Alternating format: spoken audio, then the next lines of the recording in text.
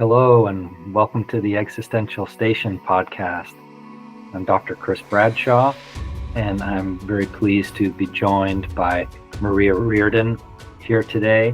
And we're going to continue a discussion that we started a bit ago, and we could say about somatics, attachment, spirit, or the body, relationships, spirituality, how these elements may kind of work with each other. And yeah, so in the Existential Station podcast, I like to talk about subjects related to presence, meaning, meaningfulness, transcendence, spirituality.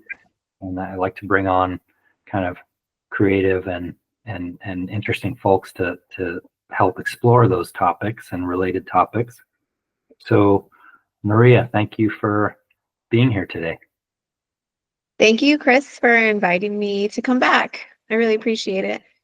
Yeah, it's good. And we did a kind of a little 5-minute somatic presence mindfulness kind of exercise together before we got started. So that was interesting.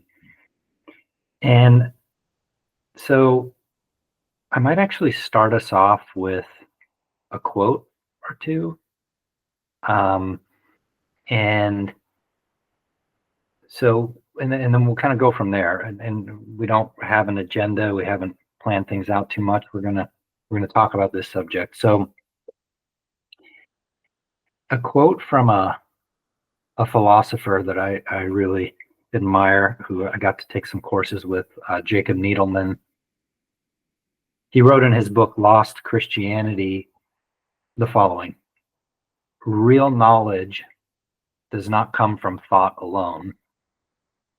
It must be felt, sensed, lived in the body. When we are truly present, mind and body are one. That was interesting. And I'm going to read one more. A human who only thinks but does not feel or sense the body is only 1/3 alive. So I want to kind of put those two out there and just see where we want to go from here. Mm-hmm. Yeah. So those quotes, as you were sharing them, I just had all of these flashbacks of times where I felt so deeply that it was painful and uncomfortable. And I also think about how, we try to think our way out of out of those sensations, right? Okay, I'm feeling all this anxiety. All right, what are those mantras? What are those cognitive behavior? What are those cognitive distortions, right? Mm-hmm. And like, even as we're talking about it now, I feel myself getting kind of worked up of only just using the mind to try to get out of something like that and to avoid and escape it. Because I think that's what the mind does, is it wants to push those sensations away. Right? Yes. Yeah, I relate to that. I think I can end up doing that. Yeah. Well, and I know sometimes our emotions can be painful. And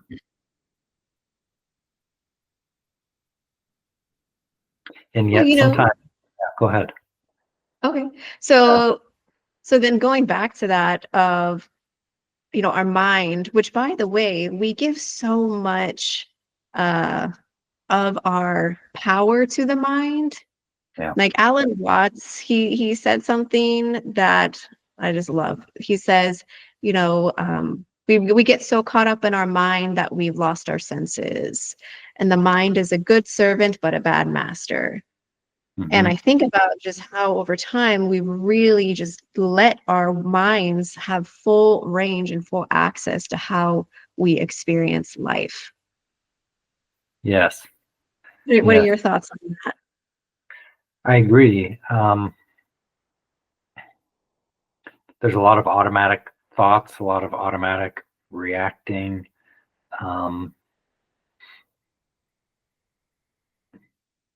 I resonate with something happens when, even right now, if I bring it to kind of the here and now, when I sense my body, when I bring some awareness to sensation in my body, my feeling, my emotional life seems a little more open, and I feel like I'm a little more able to connect with you as a human. I could certainly go, like, there's different ideas or streams of thought that I could kind of go in that direction. Um, and I do think that sometimes thinking is about getting us out of pain into pleasure. And then how do we do that? Like, we may end up picking pleasures that are provided by the culture. So if I'm experiencing some degree of boredom, let's say, I could develop an addiction to social media or something like that. I don't really have that addiction, but I'm speaking more hypothetically that that someone could do that. So they're experiencing some or some anxiety or some loneliness, and the mind is going to think of ways to help you get out of that, which is pretty cool. But then what is it going to choose? And whereas if I can notice what is the actual boredom is a word, so what is the sensation? The word is never the thing, right? Like the Tao Te Ching basically says the word is not the thing. We have to always remember that. So what is boredom? Is it attention? Is it a heaviness? Is it a franticness? I don't know. Yeah. What's that? Loneliness. Yeah. Right. Yeah. And what is it? What does that feel like? And can I stay with it? I mean, I know it can be dangerous sometimes, right? If people relapse on heroin, sometimes because of their inability to move with boredom, right? So, yeah. Well, and I think about too, and also I'm taking notes as we go along to help me keep track of what we're talking about. Mm. So, and I think of how the mind is very cultural. So culturally speaking, there's positive emotions, there's negative emotions. And so if we're feeling bored, the mind's labeling that this is a negative experience. This is Right. something not to have. And so we're already telling our bodies like this is not okay. This is wrong. Right. Right. And Right. so, and what we talked about last time is our culture is full of so many different ways to distract ourselves from feeling the negative emotions, right? Right. And it's just that's how habits start. That's how addictions start because we want to escape. We want to avoid the discomfort that comes with living. Yes. Yeah. Right. And then maybe the discomfort could be heightened too if there's like intense traumas or different Yes. Yes. systemic issues. Someone's, they're being bullied at work, or they're being discriminated against, or they're in an abusive relationship. So yeah, so the feelings could get almost unbearable, and there's psychotherapy and support. But yeah, I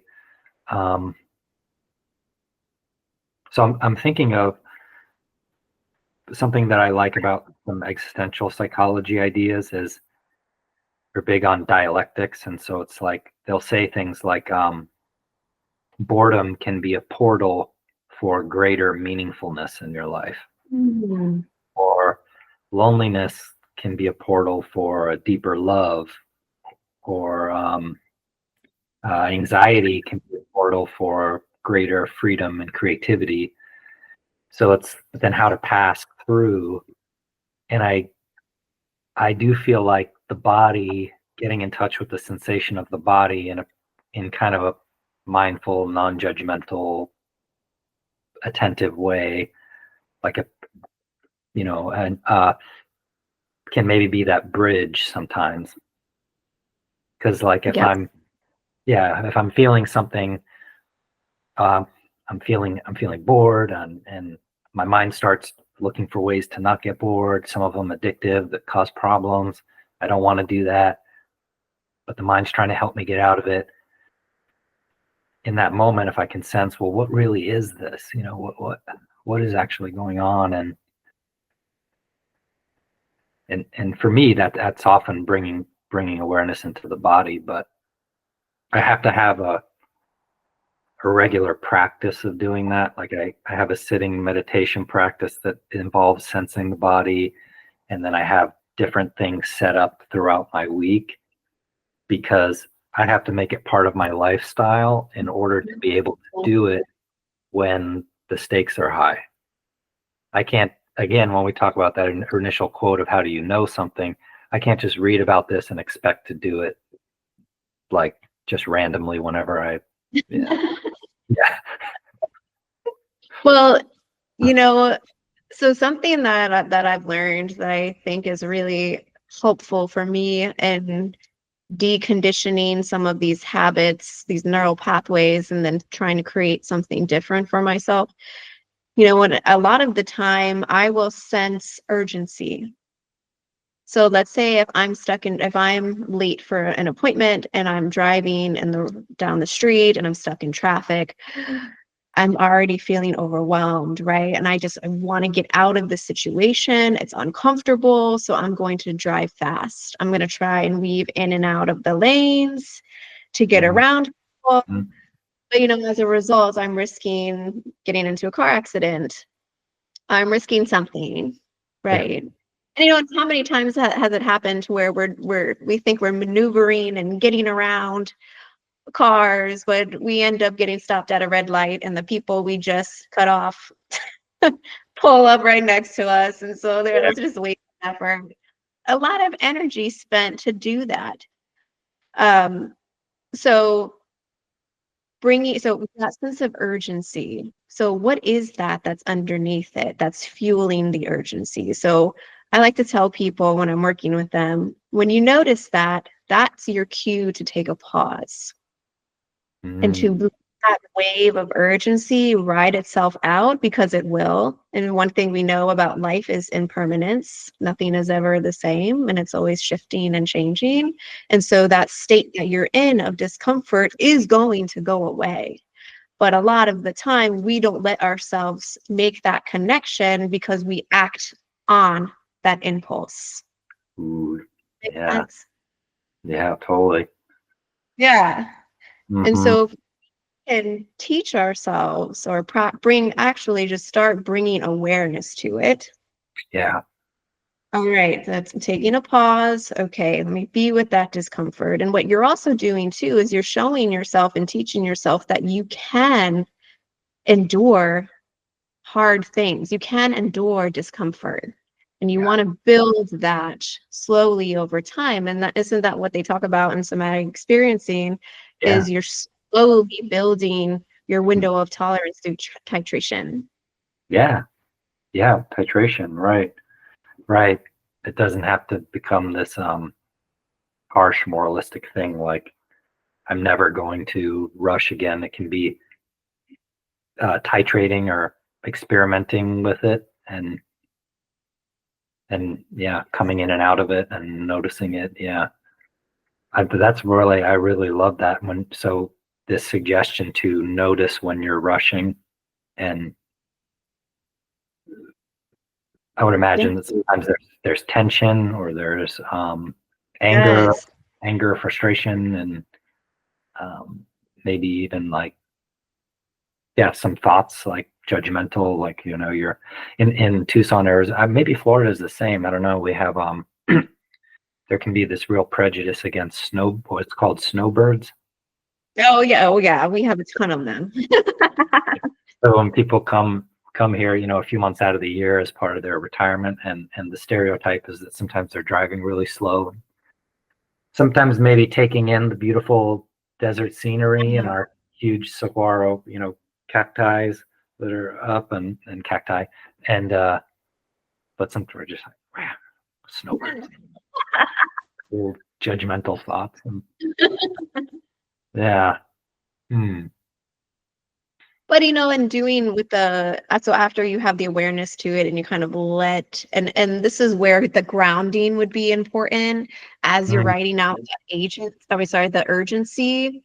mm, So that's where, you would have those skills of, all right, orienting yourself to the room, getting in touch with your body, like you were talking about, of where am I yeah. carrying tension, and holding space for that and letting that exist without trying to shame ourselves, make it go away, judge it as this is wrong, I shouldn't be feeling this. And I think, Mhm. and if we can do that, we not only we gain endurance in life, but we also, what am I trying to say? But, are you heading in the direction of that we're accessing more of our full humanity? Or Yeah, thank okay, you. I lost my train of thought. yeah, I have. Yes, exactly. Hmm. Yeah. Yeah, I think it could. I don't know. Analyze it. I don't really know, but I think I might have been able to intuit where you were heading better because I'm more in touch right now with my body and than I often am in conversation.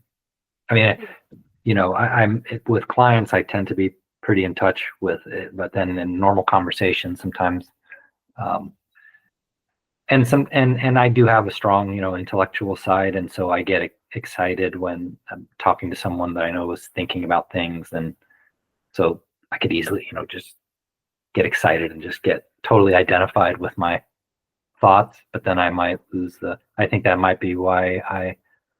But I know we are both interested in. So that quote that was from Gurdjieff, that second one, a human who only thinks but does not feel or sense in the body is only one third alive. So he's a philosopher, a spiritual teacher, but um, I know we're both interested in men's mental health, and you work with a lot of men in therapy, and I do, and I am a man, and I've grown up in the culture, and this idea of if we're cut off from kind of like a pure connection with the body. So I guess it's coming to me now as we talk about that. Like I think when we're talking about kind of sensing the body or awareness with working with the body, we're not really talking about judging or just trying to make the body better or more attractive or something like that. Right. Yeah. Right. So it's a different type of. Um, so if we're having a hard time doing that, or not doing that, or we're out of touch with our feelings, including the difficult ones, which are often the most meaningful ones, which is another subject. But like, um, I don't know about most meaningful, but if we're cut off from those things, then we're not really fully human, and that is kind of a tragedy, and also dehumanizing, and I think it can contribute to men's mental health issues. Like 75% of the completed suicides are men, get higher rates of substance use, violent crime, incarceration. You know, um, I like to think metaphorically some, and I know the number one, well, one of the top causes of death is heart attack in general, right? And I know it's a big one for men, and so I think of that literally, but also metaphorically. You know Oh, that interesting. we talk about the heart. It's kind of because yeah. So anyway, I feel like maybe we should discuss this idea of Yeah. full humanness or being cut off from it. You know, Yes. yeah, Yes. And just to share, and I'm not a man, so I can't speak for as a man, but working with a lot of men, I have a husband, and I ask him questions too, because I'm curious as to what his experience is like. And I mean, it's just I hear the same thing over and over again with men of, yeah, I was raised not to not to cry, and you just kind of keep moving, just let it go, move on, just toughen it up, don't look back, just keep heading forward. And then when it comes to relationships, I'm noticing too, a lot of men tend to feel lonely. They don't have like these deeper, meaningful connections, the same way that women do, because, we are raised to express ourselves. And if we're crying, we hurt ourselves, says, oh my gosh, come here, let me give you a hug, right? But if a boy, I mean, I don't know what your experience is like, so I am curious then, as to what was your experience growing up and being in male culture in the US? Yeah, I think well, my parents were very, very loving and kind with me. I do think there was a certain emphasis on being positive about things, but I think with which was good and maybe not always good, but I think that my dad,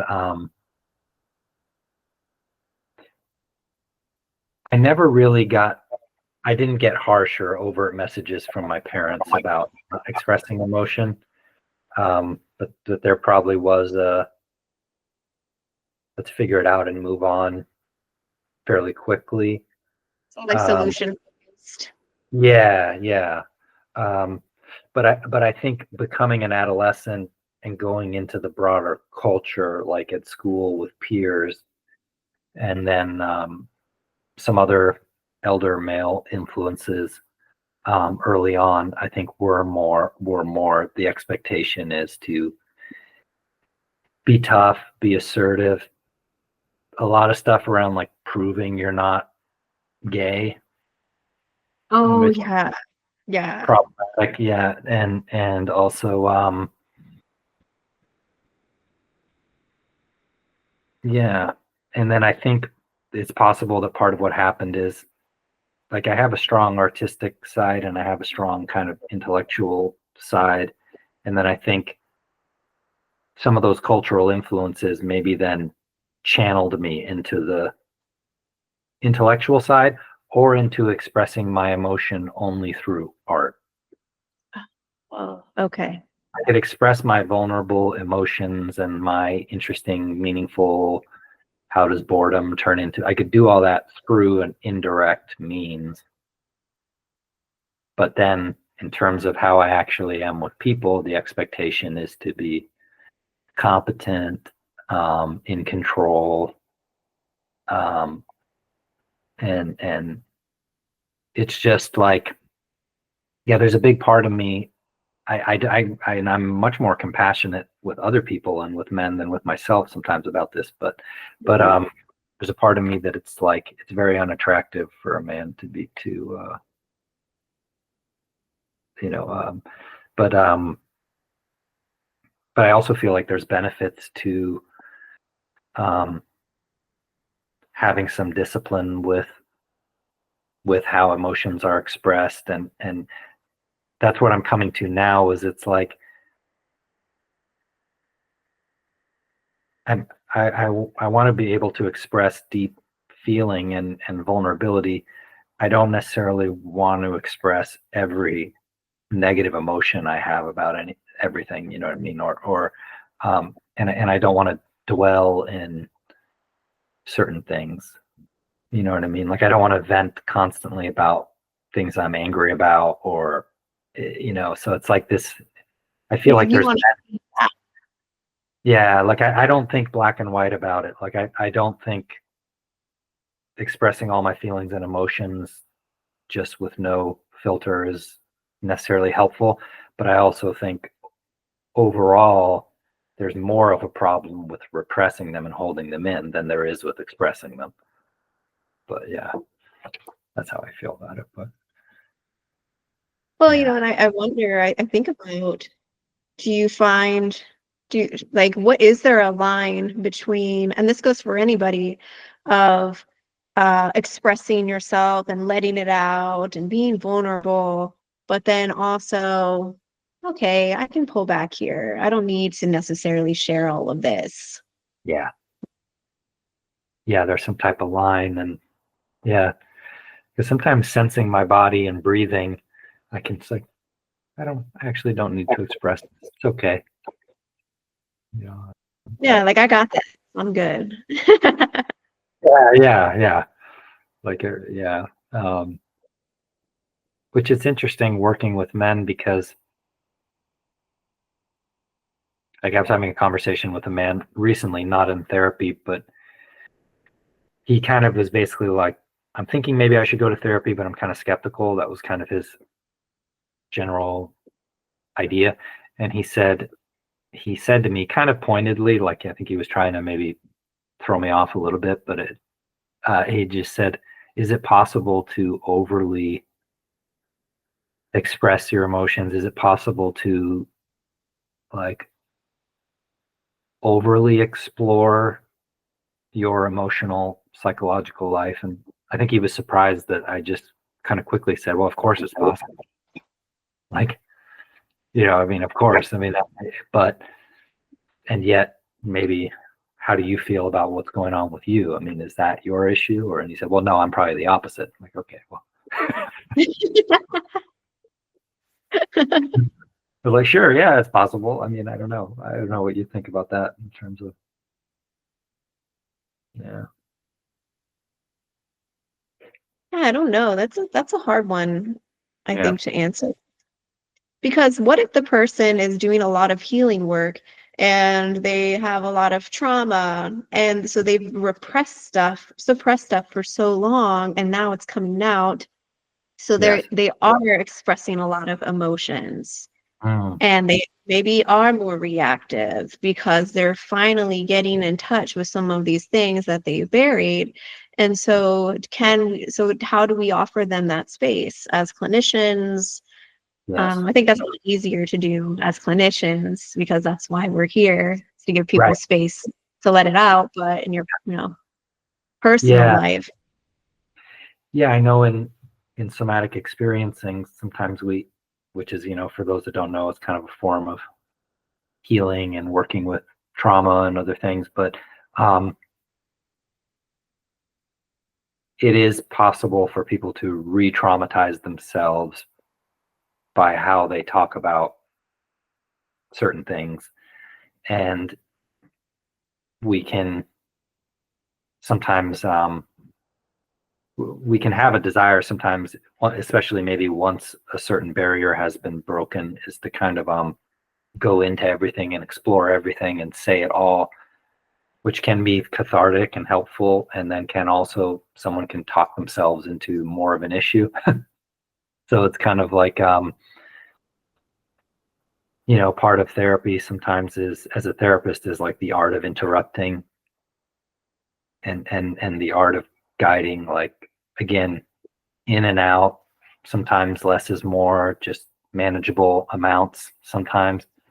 So I basically think that can be the case with, um, but often with men, and I don't know if for women too, but often with men, some vulnerable emotion gets transferred quickly into anger, and then the anger is constantly expressed.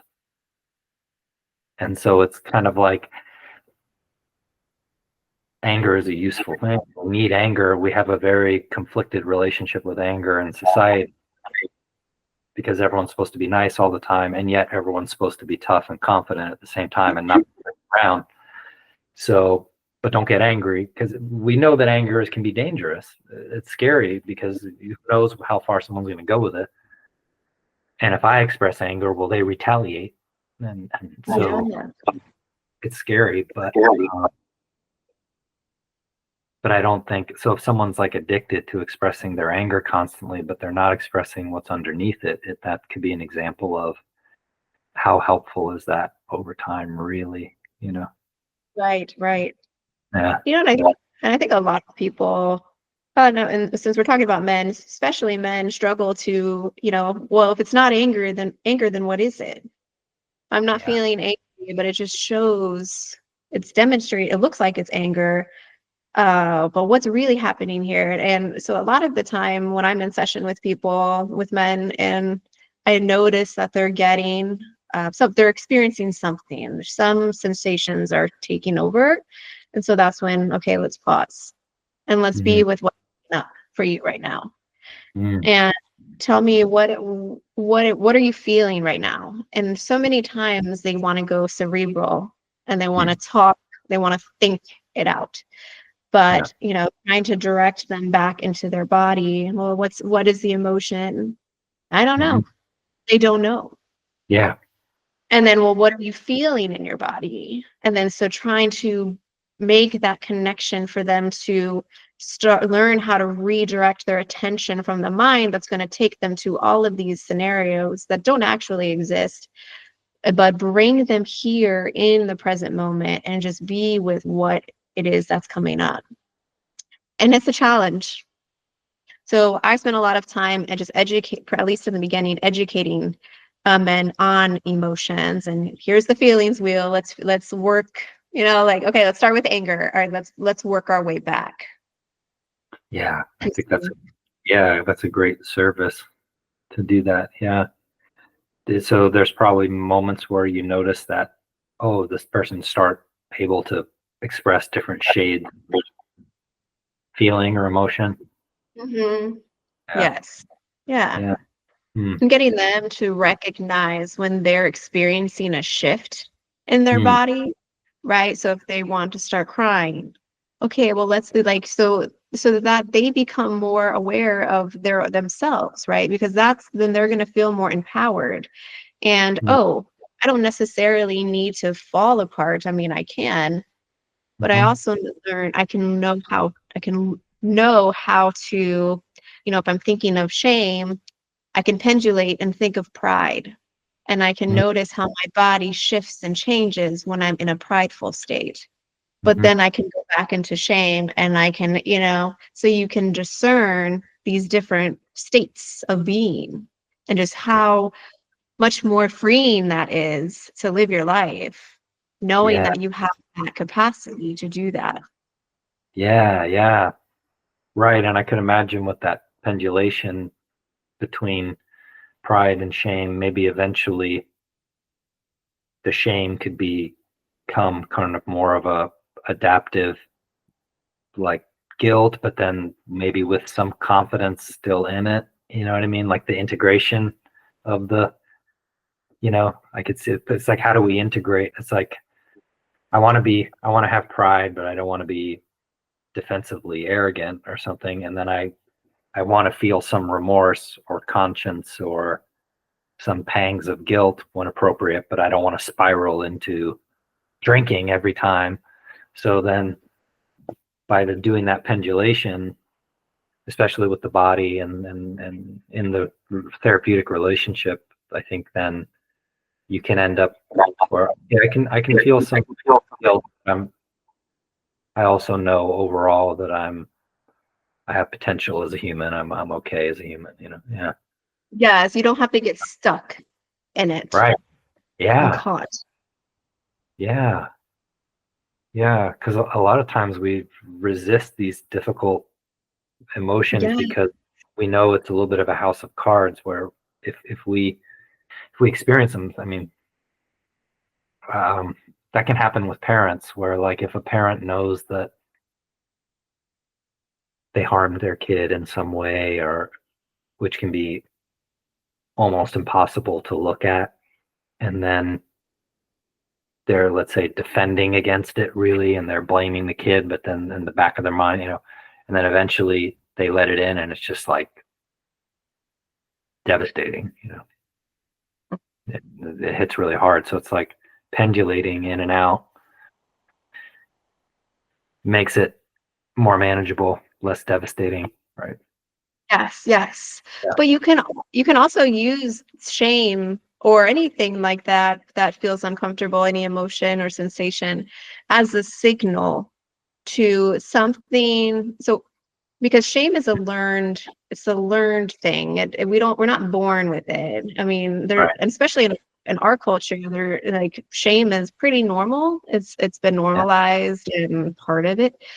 Totally. So what was that? I said yes, totally. It is. Yeah. Yeah. Yeah. And so when we can think of shame as really not who we are, okay, because that's an adaptive part Mm. of ourselves, right? And so really, like, in therapy, what we're doing is we're trying to differentiate between what are these learned patterns and learned behaviors that Mhm. don't really feel authentic to you. Because when you feel shame, notice that in your body. What is your body trying to communicate to you, Mm. right? And so, like, it doesn't feel like my stomach is nauseous. I feel sick. All right, so maybe that doesn't feel like you. This is something else, right? Mm. Mhm. And so we can use shame as a signal to, oh, something's not aligned with who I really am and my core self. So I'm feeling this, but does that make sense? Like, there's a sense Yeah. that there's like Yeah. So kind of that'll come up in therapy sometimes with clients for me too, that maybe they have some sense that their physiological and emotional and the types of thoughts they're having based on this situation is too extreme. Like they might develop an awareness. Let's just say in this example, they have an awareness that, like, why is this hitting me so hard? Like, it's so, I don't want yeah, this. I shouldn't be this ruminating and tensely anxious about this. I'm tired of this. And yeah, often it's a cultural kind of programming thing, or it's like a um, combined with maybe other factors, and maybe even like a personality strength that they have, like maybe they're really highly conscientious. So like they really are an organized, rule oriented, protocol oriented person, and that's part of their personality. So now it's combining with, it's like using their strengths against them. It's this whole thing. But because I'm big on that like strengths and weaknesses can be flip sides of the same coin. yes, You know what I yes, mean? Yeah, and so yeah, so then we have a sense of why is this so big, and then often we can figure out why. But I like, so the sensations. But then if I'm thinking, what's the benefit, potential benefit? I know this could get a little tricky because it can be so hurtful for people. But what's the potential benefit to noticing you're having this big overdone shame reaction? It's like, well, it's really alerting you. It's pretty loud and obvious that there's an issue. And I also kind of believe that everything going on within us is always trying to help us in some way, even if it's not, even if it's going to kill us. Okay. The shame is trying to say something like, wow, and this is a really big opportunity. This is almost like a revolutionary opportunity, because this is so big and obvious that you really have an opportunity to change your life now. But of course we'd rather just not have that happen, of yeah. course, to begin with. uh, I'd rather go but on my phone and look up other stuff, and then instead of deal with this shame that's over here and really yeah, trying to get my attention. yeah, I'll just watch some videos of people falling downstairs or something, and then Yeah, those won't are good. do that. Yeah, so like doing this work, like, so this stuff is not easy. No. And so I think that it's definitely a growing, like, there's growing pains in becoming more active in your body, because you're experiencing life in a different way. Mm, But I feel, but in a more, and again, you're embodying these things now instead of like with those, going back to those quotes that you shared in the beginning of, there's a lot of thinking up here, but you know, we really want to be in here too. But Yeah. it's painful. It really is. Yeah. So, and if I could introduce an element to that, I'm thinking about, because I watched this podcast about how there was a researcher who was basically exploring this concept of tribalism, but what he meant in this research orientation was kind of it's like the polarization and the conflict, and anyway, the reason I'm bringing that up in this context is that what research has shown is that when people have very different opinions about an issue, so let's say one person is for gun control and one person is against it, let's say, and I know sometimes things maybe need to be fought out or just opposed, and it's maybe compromise and discussion isn't, I don't know whether it's about that, but what he was saying was that what oftentimes people on different sides of an issue think is that by out intellectualizing the other side or having better points or facts or statistics, that's going to win and persuade the other side. And it very rarely does. But what can actually get people to either, well, what can get people to harmonize and compromise with each other a little more, or even convince someone, is more of a story or a narrative that speaks to the heart. And so when that initial quote about what does it mean to know something, I can read a newspaper article about something. Does I know it? I could read a philosophy book. Does that mean I know it?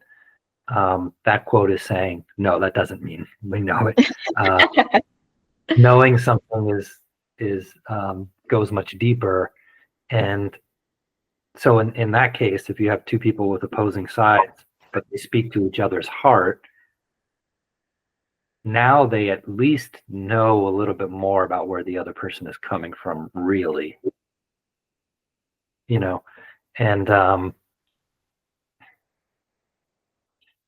don't know, I forget why I kind of brought that in. It was something related to what you were just talking about, but I think the body, for me, the body and sensing the body in this kind of mindful, like, could be literally right now as I'm talking to you, I'm sensing, I notice there's some sensation in the feet, or I'm aware of some tension, whether I need to change it or not. That's a bridge to me to accessing the heart a little bit more. Yeah.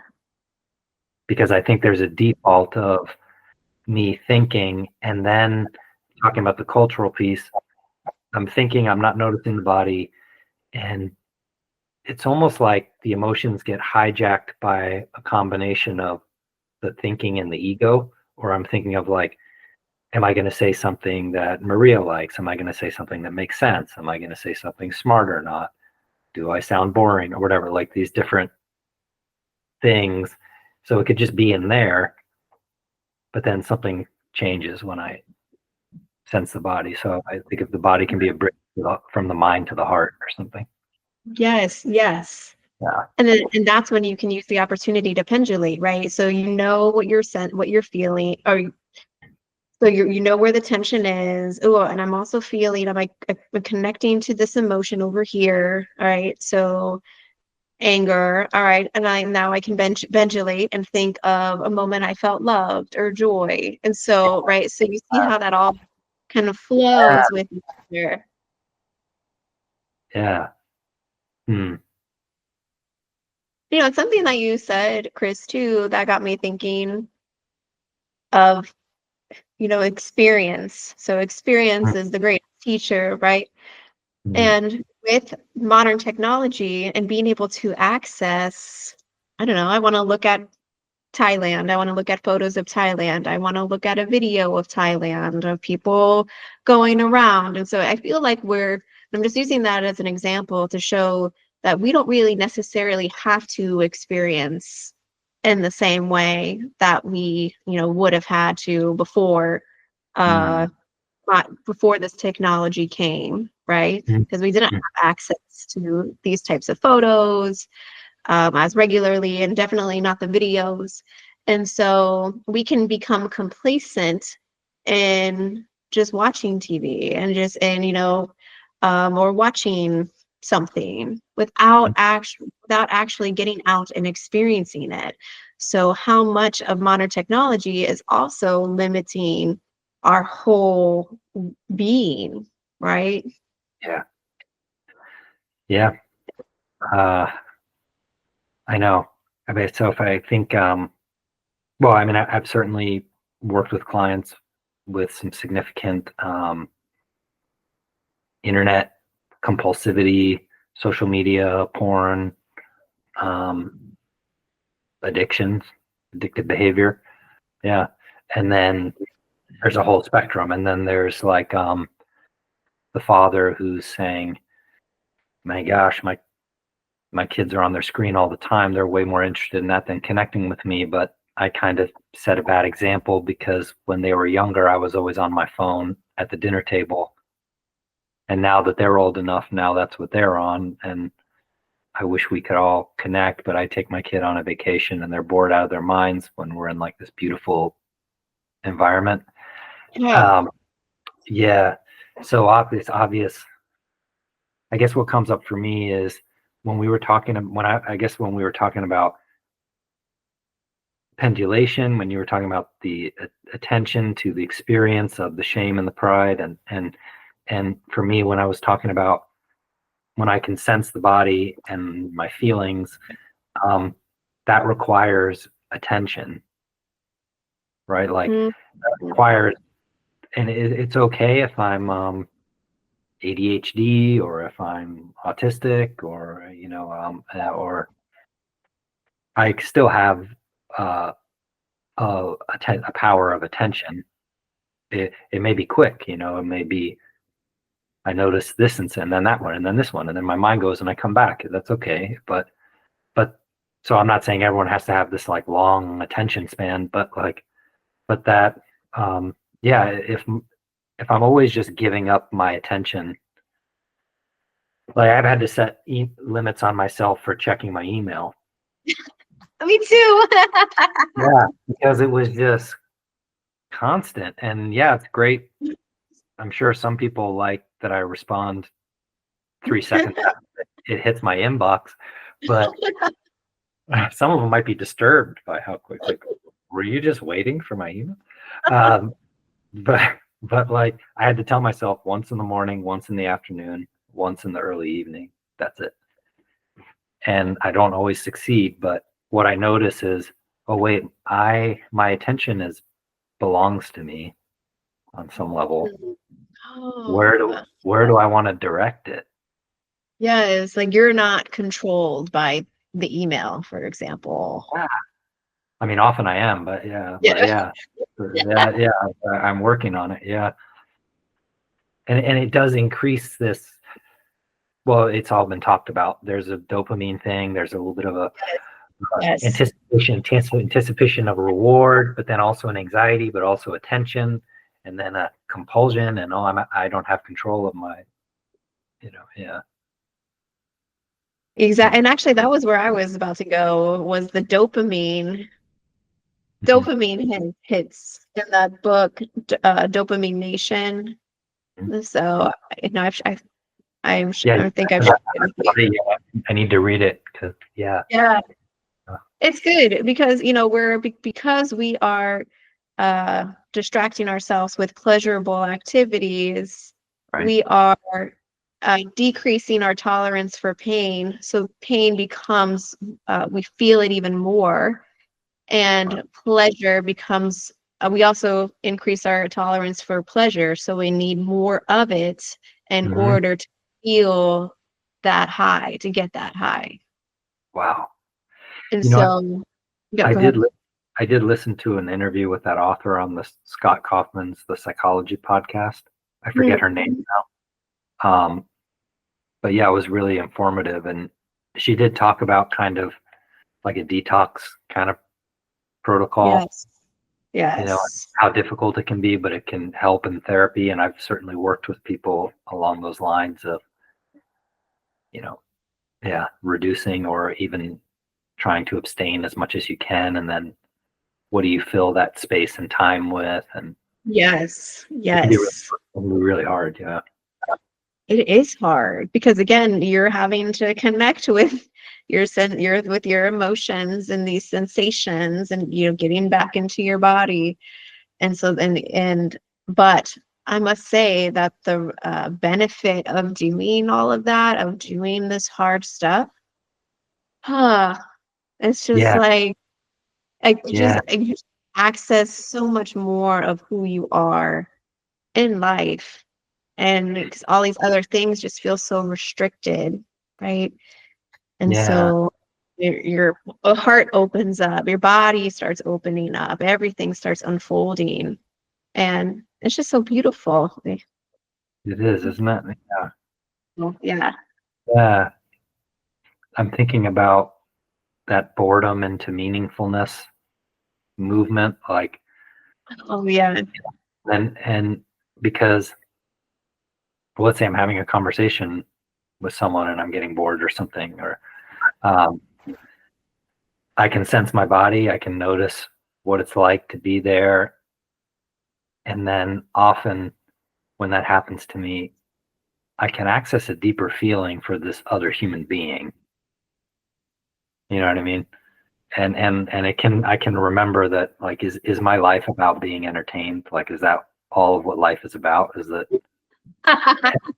like everything should be fun to me? You know, it starts to sound kind of like immature in a way. You know what I mean? It's like this is, now. I mean, I know that I've been the person that we can go on and on and on, and we need to stop, and we're boring the hell out of someone. Um, but I'll often find that if that's happening, like if someone's anxiously talking at me just on and on and on, and I'm getting, you know, if I can sense the body and think about what's the emotion underneath what they're saying, or human to human, I might find a better way to kind of interrupt, if I don't resist it. Yeah. Yeah. Yeah. Because then it just builds the Yeah. anxiety. Yeah. Yeah. Hmm. But that, I mean, it ties into what we were saying about the dopamine thing, because if I well, you see it all the time. Like if folks just start short circuiting if they're bored. You know what I mean? Like if they're in a meeting or they're around people and someone's boring, it's like they might get pissed, they might get really tense, Oh they yeah. might start they have to go to their phone automatically. Yes. I see that a lot. Yeah. Yeah, Yep. yeah. I heard a term. There's a term for when someone goes to their phone in an attempt to passively aggressively insult the person. Oh, I think it's called like fubbing, where you're snubbing someone through your phone. it's called, what is it? What does it start with? Fubbing. So I think it's like, you know, it could either be FUBB or PHUBB, but for phone, Okay. but it's basically snubbing someone through looking at your phone. Oh, Which I'm not saying that's bad or good or whatever, but I'm just saying there's something going on there with boredom or with yeah. the constant need to be entertained. Yeah. You're like, uh, I was laughing because I can so relate to that. Yeah. You Me too. know, it's when you have to actually interact with life, without all of that, it's like, well, I don't know what to do. The short circuiting. Yeah, short circuiting. And sometimes as a therapist, we listen really deeply all day long. So sometimes it's hard for me to just keep that up in my Yeah. personal life, but the body does help too. Like if I'm trying to listen with my mind, I'm going to be listening for what's pleasurable or not, or what's interesting or not, or what my particular intellectual proclivities are or not. But that's very judgy. I mean, because it's very, the mind is, I like this, I don't like this. I mean, but and I know the body has reactions too. I mean, it's tension and everything. But um, You know, well, I know almost so we have 2 minutes left. What were you gonna say? Yeah. I was gonna say, yeah, like I was about to go in that direction too and say, well, we didn't necessarily get to talk about attachment, but but I felt like this seemed to need to get out. Yes. I would love to do this again. Yeah, maybe we can address attachment as well. Yeah. And then Yes. at some point, how can we like blend it all together and discuss the spirituality piece, right? Yes. So that'll be super cool. Yeah. Agree. Yeah. I would like to do that. Okay, good. And well, we can think about I don't know if you want to do this, but is there any like parting nuggets we want to give, anything, or any suggestions for anyone, or I don't know. Hmm.